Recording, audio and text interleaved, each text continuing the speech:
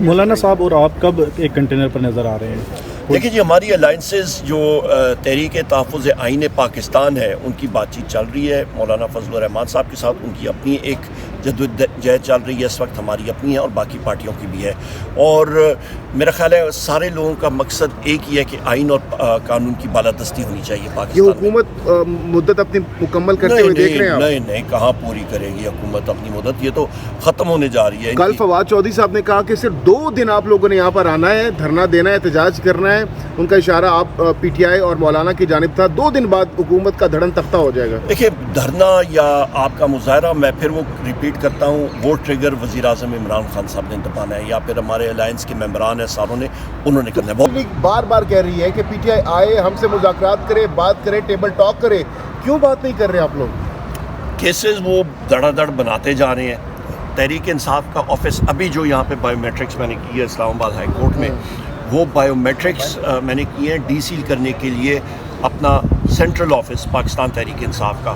C D A کو court نے direct کیا تھا کہ آپ امیجیٹ ڈی سیل کریں اور وہ نہیں کر رہے ہیں. تو محسن نقوی جو ہے وہ فراڈ کر رہا ہے، شہباز شریف فراڈ کر رہا ہے، مریم نواز فراڈ کر رہی ہیں. یہ سب کے سب فراڈ کر رہے ہیں ملک کے ساتھ. ہو سکتا ہے ٹیبل ٹاک کے بعد یہ معاملہ ٹھیک ہو جائے. ٹیبل ٹاک نہیں ہے، ان کے زبانوں میں گنگویں زبانیں نہیں ہیں. غور خان صاحب نے کل پریس کانفرنس میں ہی کہا ہے کہ مطلب آپ سختیاں کم ہونی چاہیے.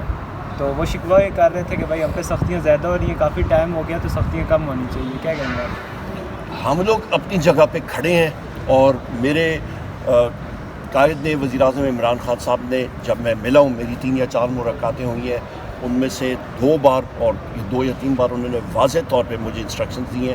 میں پریس کانفرنسز بھی کر چکا ہوں کہ عمر ایوب قوم کو بتا دو کہ میں ڈٹا ہوں اور اپنے اصولوں پہ، آئین پاکستان اور رول آف لاء کے لیے، آئین اور قانون کی بالادستی پہ کسی قسم کا کوئی سمجھوتا نہیں ہوگا جب تک مجھے مرضی ہے یہ جیل میں رکھے. سر بتائیے گا، عمر ایوب صاحب بتائیے گا، شیر افضل مروت صاحب منظر سے بالکل غائب ہیں. جب پارٹی مشکل وقت میں تھی تو اس وقت شیر افضل مروت ایک واحد آدمی تھا، باقی بھی تھے، لوگوں نے کام کیا، لیکن جتنا شیر افضل مروت نے اس وقت سٹینڈ لیا، باقی کسی بندے نے سٹینڈ لیا. تو کیا پارٹی ان کو اب چھوڑ رہی ہے، پیچھے دھکیل رہی ہے، کیا وجہ ہے؟ یہ وزیر اعظم عمران خان صاحب کا اپنا ڈیسیجن ہے. انہوں نے کلیئر ڈیسیجن دیا تھا، بالکل درست بات ہے. وہ آئے تھے اور اس کے ساتھ بہت سارے اور لوگ بھی سامنے منظر عام پہ آئے تھے. بہت سارے لوگوں کی قربانیاں ہیں اس تحریک میں، اور یہ وزیر اعظم عمران خان صاحب کا اپنا فیصلہ تھا جو امپلیمنٹ ہوا ہے. عمران خان کو بتایا جا رہا ہے کہ اڈیالہ جیل سے کوٹ لکھپت جیل منتقل کیا جا سکتا ہے، امکانات موجود ہیں. گزشتہ روز سے خبر گردش کر رہی ہے،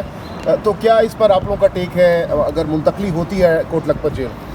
میرا خیال ہے یہ افواہیں ہیں، ابھی تک کوئی چیز ہوئی ہم لوگ ضرور اس کو عدالت کے ذریعے وہ ریزسٹ ہوگا انشاءاللہ. سر جلسوں کی تیاریاں کیسی ہیں آپ کی؟ بہترین جا رہی ہے. سوات کا جلسہ 8 تاریخ کو ہو رہا ہے، اس کے بعد ہم نے مختلف جگہوں میں اپلائی کیا ہوا ہے. ابھی بھی ہم نے اسلام آباد ہائی کورٹ میں اسی کے لیے اپلائی شعیب شاہین صاحب نے کیا ہوا ہے. تو ہم لوگ انشاءاللہ اپنے جلسے ضرور کریں گے.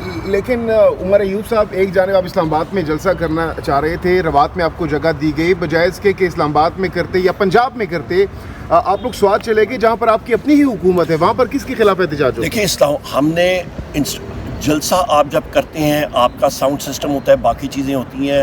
انہوں نے اجازت نہیں دی، اور انہوں نے اجازت دی ہے ایسی جگہ میں دی ہے جو کہ زمین سی ڈی اے کی نہیں ہے، جو دور ہے بہت زیادہ. اسلام آباد سے 30 کلومیٹر دور ان کا ہے. جس طرح پہلے میں نے کہا، اس کو آپ اسلام آباد کا جلسہ نہیں کہہ سکتے، اس کو آپ روات یا پھر گجر خان کا جلسہ کہیں گے.